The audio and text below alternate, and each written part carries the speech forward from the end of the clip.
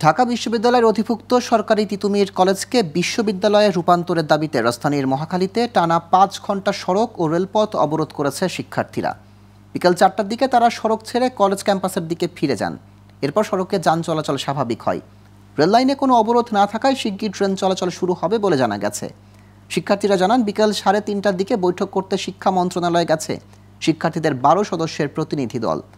তাদের দাবি পূরণে শিক্ষা মন্ত্রণালয় কী পদক্ষেপ নিচ্ছে তা দেখে পরিস্থিতি বিবেচনা করে পরবর্তী কর্মসূচি দেবেন তারা।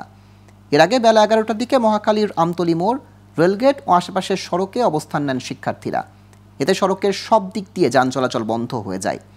এ সময় উপকূল এক্সপ্রেস ট্রেনে মহাখালী রেলগেট ক্রস করার সময় শিক্ষার্থীরা ট্রেনটি লক্ষ্য করে এলোপাতাড়ি ইট পাথর ছোড়ে। এতে কয়েকটি বগি জানালার কাচ ভেঙে নারী শিশুসহ বেশ কয়েকজন আহত হন। ঘটনাস্থলে বিপুল সংখ্যক পুলিশ ও সেনা সদস্য মোতায়েন করা হয়েছে।